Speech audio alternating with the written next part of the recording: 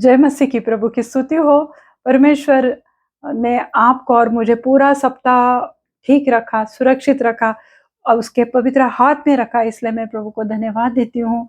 क्योंकि जैसे कि हम देखते हैं बहुत जगह पे बहुत सारी घटनाएं होती हैं, पर परमेश्वर की स्तुति हो कि वो हमें सुरक्षित रखता है, अपने पंखों तले रखता है, इसलिए वो जीवित परमेश्वर को मैं धन्यवाद देना चाहती हूँ।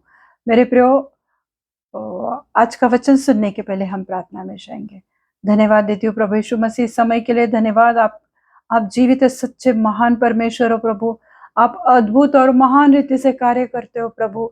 जो कुछ प्रभु हम मनुष्यों के लिए असंभव है प्रभु, परंतु वो आपके लिए सब कुछ संभव है प्रभु। आप हर एक चीज को, हर एक बीमारी को, हर एक बाधाओं को हमारे जीवन से हटाने के लिए प्रभु आप सामर्थ्य परमेश्वर हो प्रभु। इसलिए मैं आपको धन्यवाद देती हूँ प्रभु। जो कुछ प्रभु आपका नहीं है प्रभु, इस जगह से जो देखने वाले उनके घरों से, उनके हृदय से, उनके मन से निकाल कर बाहर फेंक दो प्रभु। हमारा जीवन प्रभु आपके पवित्र हाथ में देती हूँ प्रभु।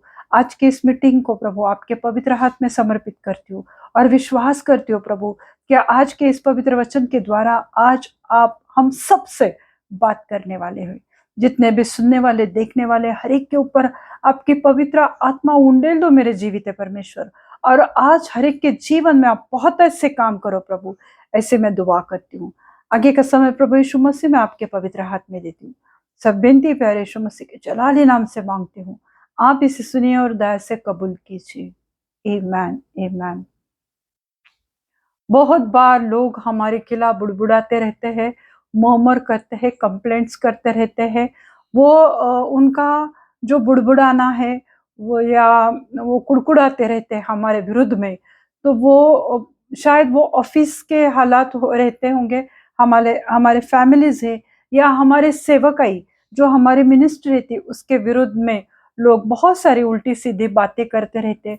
वो हमारे लीडरशिप को वो मानते नहीं है कि समझो परमेश्वर ने किसी उसके दास दासी को चुना है उसके काम के लिए, फिर भी लोग टोकते रहते हैं, फिर भी लोग कभी कभी इनकार कर देते उनके याजक पद को, उनके परमेश्वर के दास या दासी होने से लोग इनकार करते हैं और वो बहुत सारी उल्टी सीधी बातें करते रहते। उसी रीति से जैसे आज हो रहा है मेरे प्रियो, उसी रीति से बाइबल में भी ऐसे बहुत सारी घटनाएं हैं कि जहां पर लीडरशिप का इनकार किया गया।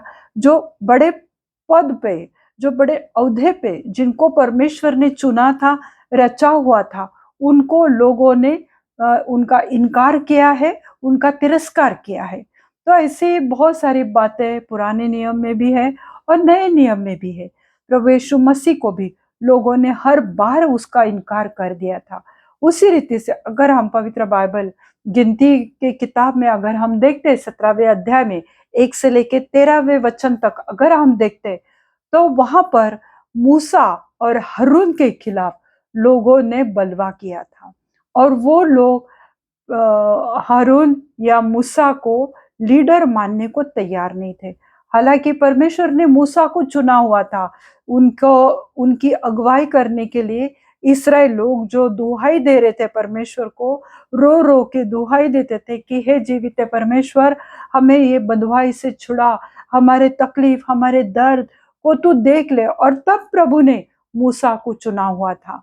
पर लोग कुछ भी अच्छा हुआ तो भी वो बुरी बातें करेंगे, बुरा हुआ तो और बुरी बातें करेंगे। ये तो जग की रीत है और लोग करते रहते। पर तुम हर किसी को खुश नहीं कर सकते। हर किसी के इच्छा के अनुसार अगर आप चलते रहेंगे तो बहुत सारी दिक्कतें और मुश्किलें आती हैं। क्योंकि जब परमेश्वर ने तुमको चुना है विश्वासी के स्वरूप में, उसके बच्चे होने के स्वरूप में, तो तुम्हें कोई पीछे नहीं निकाल सकता।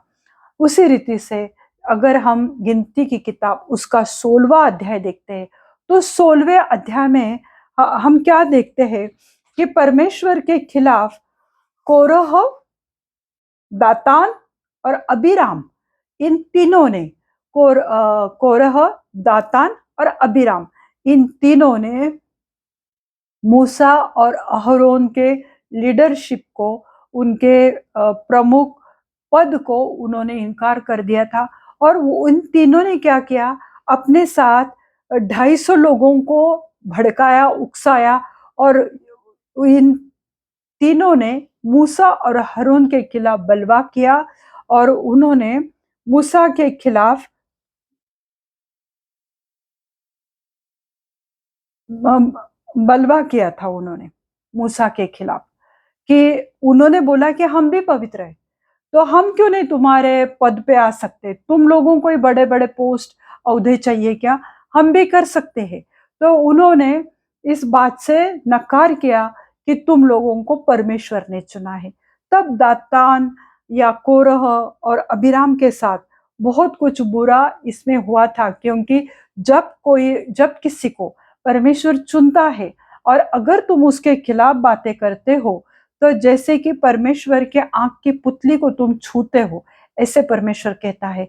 और उस रीति से जब इन तीनों ने परमेश्वर के खिलाफ, ये मूसा और अहरोन के खिलाफ उन्होंने बलवा नहीं किया था मेरे प्रियो, परंतु उन्होंने परमेश्वर के खिलाफ ये बलवा किया हुआ था मेरे प्रियो, और उसकी वजह से उन सबों को मरना पड़ा था।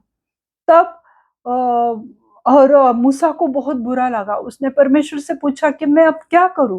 तब परमेश्वर ने, हम देखते गिनती की किताब उसका 17वां अध्याय पहले आयत से लेकर 13वीं आयत तक, परमेश्वर चाहता था, इसराइल लोगों को दिखाना चाहता था कि मैं जो हूं सो हूं, मुझे किसी को बताने की जरूरत नहीं कि मैं परमेश्वर हूं, मैं यहोवा हूं। उसे उनको अपना नाम भी बताने की जरूरत नहीं लगी, क्योंकि परमेश्वर कहता है मैं जो हूं सो हूं। तो इसलिए परमेश्वर ने फिर मूसा से कहा कि तू एक काम कर, कि जितने इसराइलियों के जो पुराने लोग हैं, तो उनके हर एक घराने से, मुख्य सरदार में से एक एक लोगों को चुनकर उनके 12 छड़ियां इकट्ठा कर, और हारून की भी, लेवी वंश की जो छड़ी है, तो वो मिलकर 12 छड़ियां तू ले, और जो परमेश्वर का पवित्र स्थान है, जहां पर परमेश्वर मिलता था उनको, तो वहां पर वो सब छड़ियों को तुम रख दो। हारून की छड़ी पर उसका, हारून का नाम लिख। और जो बाकी के लोग थे, जो उनके सरदारों में से जो प्रमुख एक एक लोगों को, हर एक 12 घराने से चुने हुए लोगों को जब चुना हुआ था उनकी छड़िया, तो उस पे उनके नाम लिखने को भी कहा था। कल जाके तुम पलटी ना मारो कि ये मेरी छड़ी थी, ये मेरी थी। इसलिए हर एक के नाम हर एक की छड़ी पर लिखा हुआ था।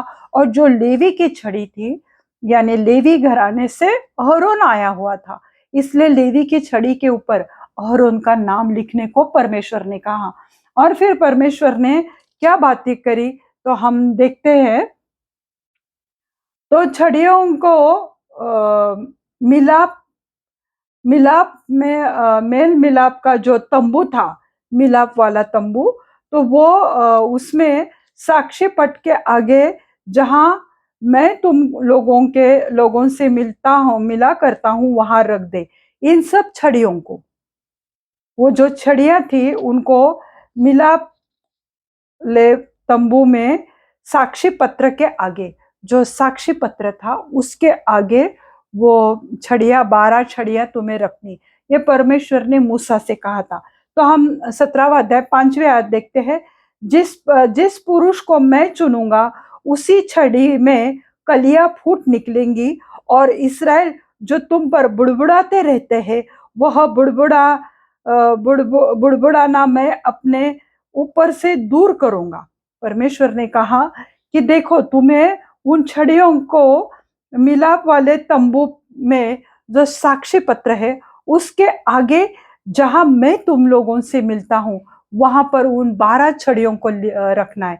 वो 12 मतलब वो जो प्रधान सरदार थे, उनके वो छड़ियां लेकर उन पर हर एक के नाम लिखे हुए थे। और लेवी घराने की जो छड़ी थी उसके ऊपर हारून का नाम लिखा हुआ था। और वो सब छड़ियां वो साक्षी पत्र के सामने रखने के लिए परमेश्वर ने कहा। तो हम 5वें आयत में देखते हैं, परमेश्वर का वचन कहता है, जिस पुरुष के को मैं चुनूंगा, यानी जिसको मैंने लीडरशिप दिया है, जिसको मैंने याजक बनाया, क्योंकि याजक लेवी के घराने से ही बनते थे, इसलिए परमेश्वर ने लेवी के छड़े पर हरून का नाम लिखा, क्योंकि हरून लेवी घराने से था। तो मैं जिस पुरुष को मैं चुनूंगा, उसी छड़ी में कलियां फूट निकलेंगी, और इसराइल जो तुम पर बुड़बुड़ाते रहते हैं, वह बुड़बुड़ाना मैं अपने ऊपर से दूर करूंगा। जो तुम्हारे ऊपर बुड़बुड़ाते रहते हैं, जो मेरे ऊपर भी बुड़बुड़ाते हैं कि क्या परमेश्वर ने उनको चुना, हम भी तो पवित्र है, तो हमें क्यों नहीं चुना। तो परमेश्वर ने कहा कि ये 12 में से जिस छड़ी पर फूल आएंगे, कलियां आएंगी, तो उसी को मैंने चुना है, उसी पुरुष को ये साबित होगा। तो परंतु परमेश्वर, तुम जो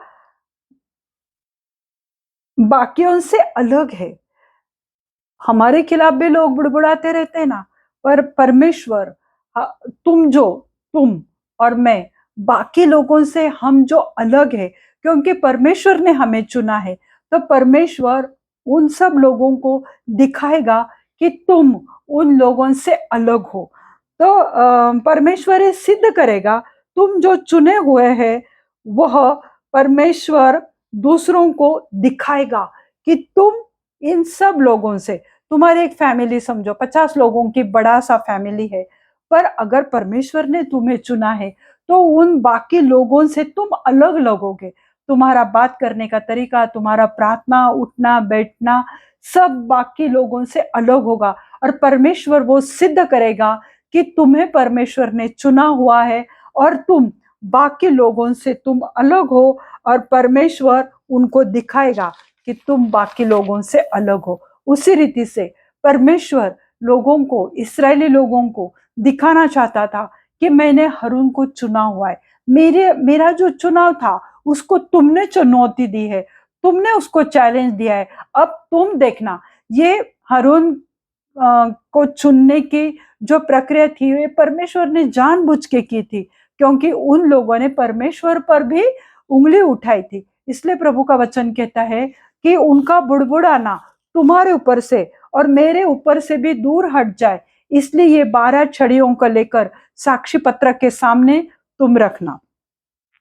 यहोवा ने लेविया घराने और याजक के रूप में हरून का चुनाव ऑलरेडी किया हुआ था, पर लोगों को साबित करने के लिए लोगों को ये एविडेंस देने के लिए, प्रूफ देने के लिए कि हरून मेरा याजक है, हरून को मैंने चुना हुआ है, हरून और मूसा दोनों को मैंने लीडरशिप में रखा हुआ है।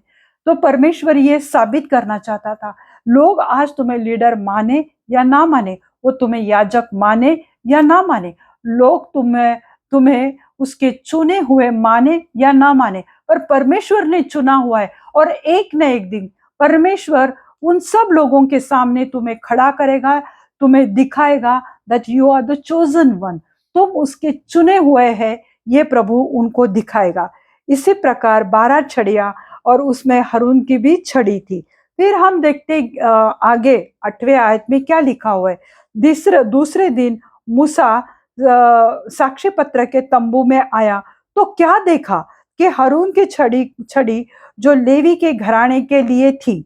यहाँ पे बार बार ये इस पे दिखाया गया है कि लेवी के घराने, क्योंकि हरून लेवी के घराने से था, और याजक लेवी के घराने से ही चुना जाएगा, ऐसे नियम परमेश्वर ने मूसा को दिया हुआ था। अगर हम देखते हैं निर्गमन में और लय व्यवस्था में ये क्लियरली लिखा हुआ है।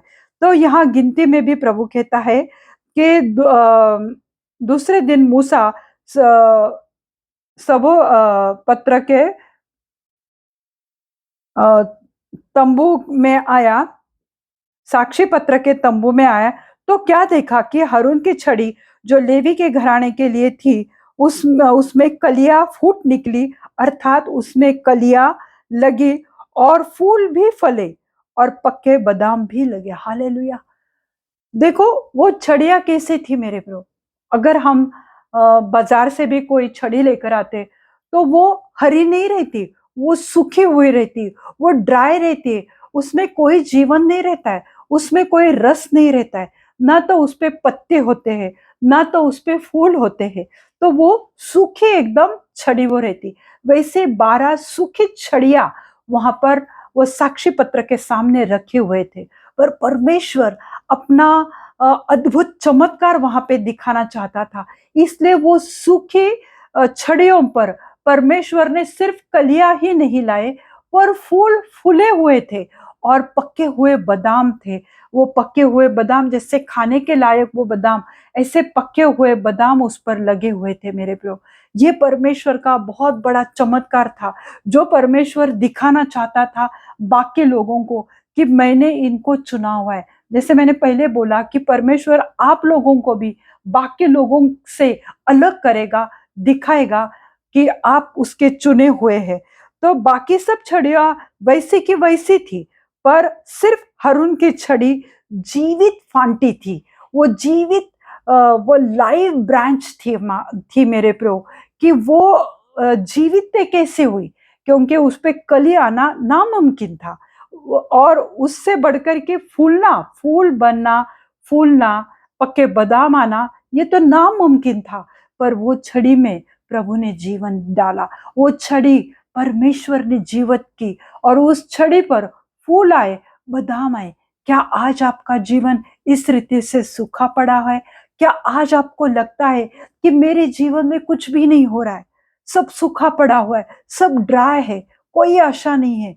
परंतु परमेश्वर के लिए कुछ भी असंभव नहीं। अगर तुम अपने आप को परमेश्वर के साक्षी पत्र के सामने अपने आप को रखेंगे, प्रभु को पूरी रीति से परमेश्वर के सामने अगर आप प्रस्तुत करेंगे, अपने आप को उसके हवाले करेंगे, तो वो सूखे पड़े तुम्हारे जीवन में, तुम्हारे जॉब में, तुम्हारे बिजनेस में, तुम्हारी बीमारी में, तुम्हारे फाइनेंस में वो कार्य करेगा। फिर तुम देखोगे कि हर एक के बाद प्रभु खुशियों से तुम्हारा जीवन भरेगा। हर बार प्रभु तुम्हारे लाइफ में गुड न्यूज लेकर आएगा। हालेलुया। अगर प्रभु हारून के जीवन में कार्य करेगा, कर किया था उसने, तो वो परमेश्वर आज बदली नहीं हुआ है। वो कल, आज और आने वाले कल में एक समान है, तो वो तुम्हारे जीवन में कार्य करेगा। सब सेवक फलदायी होते हैं। जो परमेश्वर के सेवक है वो फलदायी होते हैं। अगर कोई सेवक जब फलदायी होता है, तो यह सबूत या एविडेंस है कि उस पर परमेश्वर की बुलाहट या डिवाइन कॉलिंग है उसके ऊपर। क्योंकि जब कोई सेवक को अगर परमेश्वर ने चुना हुआ है, अगर वो फलदायी होता है, वो कैसे फलदायी होता है कि जब वो प्रार्थना करते हैं तो टेस्टमनीज आते हैं, परमेश्वर उनके द्वारा बहुत सारे कार्य करता है, चिन्ह चमत्कार करता है, लोगों का जीवन बदली होता है। लोग आपसे कांटेक्ट करके बताते हैं कि आपका मैसेज अच्छा था, आपके प्रार्थना के द्वारा हमारे घर में परमेश्वर का प्रेजेंस आया। तो वो क्या हुआ? वो सेवक फलदायी है। अगर कोई सेवक फलदायी होता है मेरे प्रो, तो ये एविडेंस है, ये एक सबूत है कि उस पर परमेश्वर की बुलाहट या डिवाइन कॉलिंग है। हम उनको जज नहीं कर सकते। जैसे कि कोरह, दातान और अबीराम ने उनको जज किया था, उनका न्याय किया था, मूसा और हारून का। तो इसलिए परमेश्वर को ये चमत्कार करना पड़ा मेरे प्रियो। तो छड़ी एक याजक पद का अधिकार का सबूत है, वो कि हारून चुना हुआ था। इसलिए जो छड़ी है या जो जो रॉड है, तो वो क्या दिखाता है कि वो याजक पद का अधिकार का वो सबूत था। और जो बादाम थे मेरे प्रियो, तो बादाम क्या दर्शाता है? New life. हालेलुया। बहुत सारे ड्राई फ्रूट्स है ना, परंतु खजूर है, बेदाने है, बहुत सारे हैं। तो उन सब से परमेश्वर ने, या पिस्ता है, बहुत सारे हैं ड्राई फ्रूट्स, तो उनका नाम यहाँ पे नहीं आया था, या वो उस छड़ी पर नहीं लगे थे। पर परमेश्वर ने बादाम को ही क्यों चुना? क्योंकि बादाम जो न्यू लाइफ को बताता है या परमेश्वर का चहिता दिखाता है। इसलिए वो बादाम के फूल का बादाम का ही चयन किया गया था और इसके लिए बादाम का चुनाव किया गया था। तो छड़िया जो थी, जो सूखी थी, पर परमेश्वर ने यह अलौकिक समर्थन दिया और बड़ा चमत्कार किया। अलौकिक समर्थन यानी परमेश्वर ने उसके दिखाया कि हाँ, ये मेरी ओर से, ये इसको समर्थन कहा जाता है। तो ये परमेश्वर ने अलौकिक समर्थन दिखाया। परमेश्वर वहां पर, क्योंकि परमेश्वर ने पहले मूसा से क्या कहा कि जो मेष है, जो तो उसका साक्षी पत्र के सामने, यानी परमेश्वर जहां पे उनसे मेल मिलाप करता है, वहां पर वो छड़िया रखनी चाहिए। परमेश्वर आकर, उसकी उपस्थिति आकर, उसके वाणी से वो बता सकता था कि यही मेरा चुना हुआ ये दोनों लीडर्स है, या हरून मेरा चुना हुआ याजक है। परंतु परमेश्वर ने ऐसा नहीं किया। परमेश्वर उनको प्रैक्टिकली दिखाना चाहता था कि मैं क्या कर सकता हूं। एक सूखे बंजर लकड़ी में मैं रस, जीवन भरने जा रहा हूं। तो इसलिए वो लकड़ी दिखा रही थी वो कि वो अधिकार में है, और जो बादाम था कि वो सूखे लकड़ी पर बादाम आना नामुमकिन था, पर एक न्यू लाइफ, न्यू बिगिनिंग को परमेश्वर दिखा रहा था। आज प्रभु तुम्हारे जीवन में ये सब आशीषों को करना चाहता है, क्योंकि आपको भी किसी ने हर्ट किया होगा। तो हारून की छड़ी के द्वारा परमेश्वर उनके जीवन से बुड़बुड़ाहट को हटाना चाहता था, क्योंकि वो लोग मर रहे थे मेरे प्रभु। और फिर वो याचना करने लगे मूसा से कि हमारे से ये सब पीड़ाएं हटा हटा दो। परमेश्वर उनको मरवाना नहीं चाहता था, पर वो जो बुड़बुड़ाहट है मेरे प्रभु, तो बुड़बुड़ाहट एक सीन है, ये पाप है मेरे प्रभु। अगर हम बुड़बुड़ाहट करते हैं, कुड़कुड़ाहट करते हैं किसी भी चीज के लिए, तो वो एक सीन है, वो पाप है। और प्रभु उस सीन को, उस बुड़बुड़ाहट के गंदे नेचर को, उनके वो गंदे स्वभाव को उनके जीवन से हटाना चाहता था। उनके बुड़बुड़ाहट की वजह से परमेश्वर का न्याय उनके ऊपर उतर आया था और वो मरने लगे थे। वो क्यों मर रहे थे? वो ऐसे ही नहीं मर रहे थे, परमेश्वर के चुने हुए लोगों के खिलाफ उन्हें कुड़कुड़ाहट की, उन्होंने परमेश्वर के खिलाफ बलवा किया था, इसलिए वो लोग मरने लगे थे मेरे प्रभु।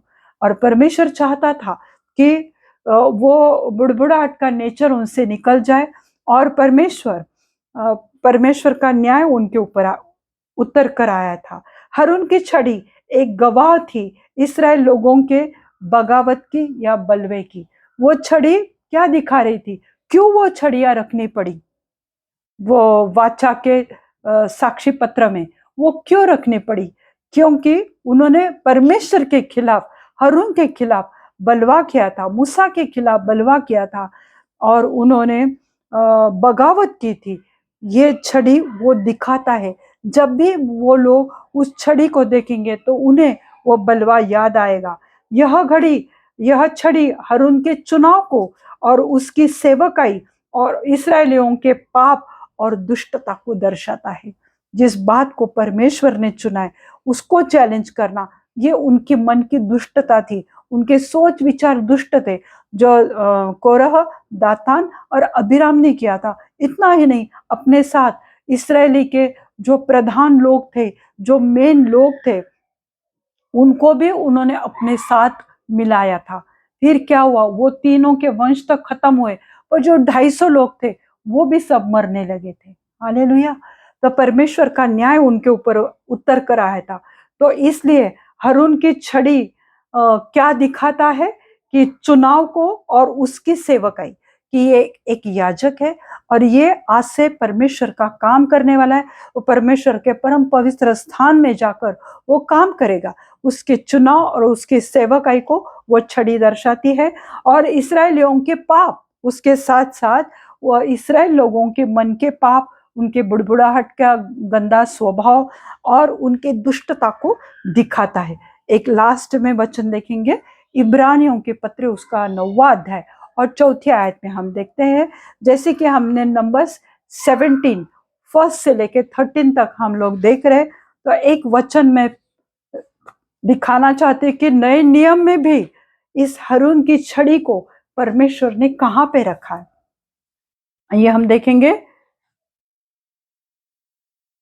इब्रानियों के पत्र उसका 9वां अध्याय और 4थी आयत हम देखते हैं। उसमें सोने की धूपदानी और चारों ओर से सोने से मढ़ा हुआ सोने का मर्तवान और हारून की छड़ी जिसमें फूल फल आ गए थे और वाचा की पट्टियां थी।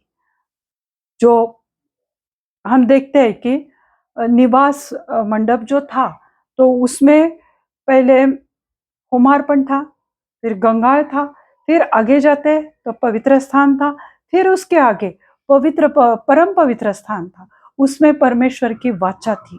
तो उसमें क्या क्या क्या था? तो उसमें हारून सोने की धूपदानी और चारों ओर से सोने से मढ़ा हुआ सोने का मर्तबान था और हारून की छड़ी, देखो वो हारून की छड़ी को कितना बड़ा प्रेफरेंस दिया। क्यों? क्योंकि आने वाली जो पीढ़ियां थी उनके लिए एक बड़ा सीख थी कि अगर तुम परमेश्वर के चुने हुओं के खिलाफ तुम बलवा करते हो या बगावत करते हो तो ये छड़ी को देखकर तुम याद करो कि परमेश्वर के विरुद्ध में या परमेश्वर के चुने हुओं के विरुद्ध में तुमने नहीं जाना चाहिए। और उसी रीति से प्रभु यीशु मसीह के अद्भुत चमत्कार उसके विरोधियों के लिए गवाह थे। जो प्रभु यीशु मसीह को कितना सारा विरोध हुआ था, हम नए नियम में देखते हैं कि उसके जन्म से ही राजा ने कितने सारे उनके खिलाफ छोटे बच्चों को मरवा डाला था, निरपराध बच्चों को उसने मरवा डाला था। उसके जन्म से लेके जब वो 30 साल का हो गया तो जब वो चमत्कार करने लगा तब उसके विरोधी उसके ऊपर टूट पड़े थे। परंतु प्रभु यीशु मसीह के चमत्कार उसके विरोधियों के लिए एक टेस्टमनी है, एक गवाह थी कि हाँ प्रभु यीशु मसीह सच्चा है, वो जिंदा है और वो उसको मारा गया था, गाड़ा गया था और वो पुनरुत्थित हो चुका है। यह उसके जीवन की बहुत बड़ी टेस्टमनी है, गवाही है उसके विरोधियों के लिए। और आज हम लोगों के जो जो भी विरोध में खड़े हुए हैं, प्रभु आज उनको दिखाएगा कि तुम चुने हुए, तुमको उन सब के सामने परमेश्वर ने चुना हुआ है, ये प्रभु आज उनको दिखाएगा। तो आज निराश मत हो जाओ मेरे प्रियो कि लोग हमारे खिलाफ बुड़बुड़ाते हैं, कुड़कुड़ाते हैं, गंदी बातें करते, निंदा करते, जो भी है परमेश्वर तुम्हारे संग है। और जब तुम उसके लिए समय देते हैं, जब तुम प्रार्थना में खड़े रहते तो प्रभु आपके जीवन को बहुत ऐसे आशीषित करेगा। आइए हम प्रार्थना करते हैं। धन्यवाद धन्यवाद धन्यवाद देती हूँ प्रभु इस वचन के द्वारा। प्रभु आज आपने हम सब से बात की है प्रभु, हर उनकी छड़ी को प्रभु आपने आपके पवित्र वाचा में उसको रखा हुआ है प्रभु। हम आपको धन्यवाद देते हैं प्रभु, आपकी महिमा करते हैं प्रभु। और आज जो हमारा यीशु मसीह जो सच्चा खुदा है, जिसको आपने अपने दाहिने ओर बिठाया हुआ है प्रभु, ये सबसे बड़ी गवाही है प्रभु कि हमारा यीशु मसीह जीवित हो उठा और वो स्वर्ग में बैठा हुआ है प्रभु। मैं आपको धन्यवाद देती हूँ प्रभु। आज कितने लोग मुद्दई होकर हमारे खिलाफ बातें करेंगे प्रभु, परंतु प्रभु जी आप उनके ऊपर आपका नाम है प्रभु। प्रभु आज जो भी घटनाएं हमारे विरोध में हो रही है प्रभु, बहुत सारे जगह पर प्रभु मसीह लोगों को मारा पीटा जा रहा है प्रभु, बहुत सारे अत्याचार हो रहे हैं मेरे जीवित खुदा। पर आपने उन सबों के सामने ये दिखाया है कि हम चुने हुए प्रभु, आपके चुने हुए बच्चे हैं प्रभु। आज आप हर एक के जीवन पर कार्य करो प्रभु। आज जो भी उदास है, निराश है कि लोग उनके खिलाफ प्लानिंग प्लॉटिंग करते हैं, गंदी बातें करते हैं, निंदा करते हैं, मेरे जीवित खुदा आज आप उनके जीवनों में कार्य करो प्रभु।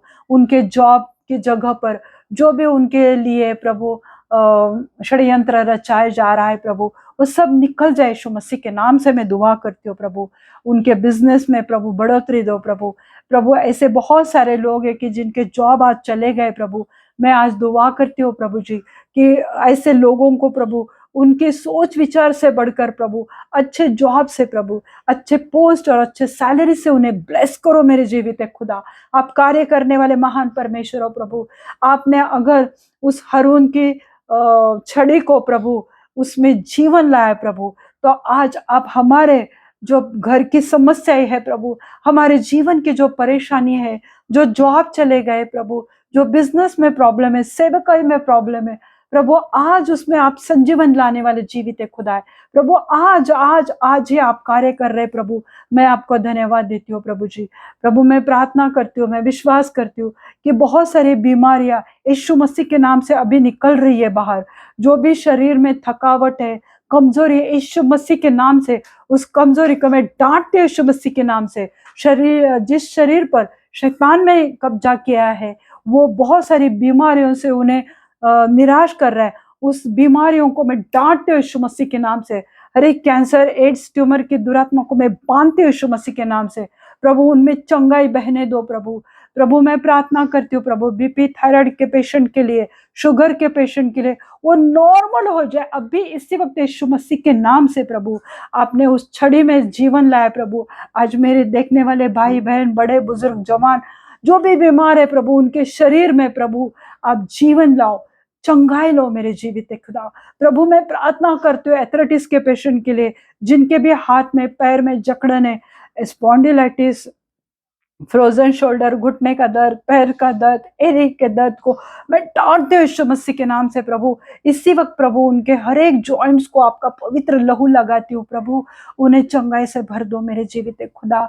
जो बच्चों को प्रभु जॉब नहीं प्रभु, उन्हें अच्छे जॉब से आशीषित करो प्रभु। मैं हर एक हेयर फॉल की समस्या को डांटते हूँ यीशु मसीह के नाम से। उस काल पर प्रभु मैं आपका पवित्र लहू लगाती हूँ, ताकि घने बालों से उन्हें आशीषित करो प्रभु। बिकॉज की समस्या को मैं डांटती हूँ यीशु मसीह के नाम से प्रभु। ऐसे हर एक पति पत्नी को आपके पवित्र लहू से धोकर शुद्ध करती हूँ। उनके गर्भ के फल को आशीषित करो, उनके गर्भ को खोलो मेरे जीवित देखना।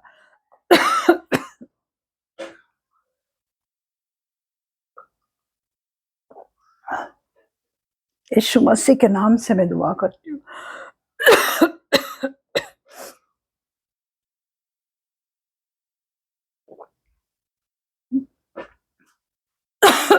लाइफ पार्टनर के लिए प्रार्थना करती हूँ, उन्हें अच्छे लाइफ पार्टनर से आशीषित करो प्रभु। अपने पवित्र भंडार से उन्हें आशीषित करो। आगे का समय प्रभु यीशु मसीह मैं आपके पवित्र हाथ में देती हूँ। सब विनती प्यारे यीशु मसीह के जलाली नाम से मांगती हूँ, इसे सुनिए और दया से कबूल कीजिए। आमीन। पिता का प्रेम, पुत्र का अनुग्रह और पवित्र आत्मा की शांति आप सबके जीवन पर अभी से लेके अंत तक बनी रहे। प्रभु अपना मुख प्रकाश आप पे उंडेले और अपनी पवित्र शांति से आपको भरे। आमीन। God bless you all. Thank you.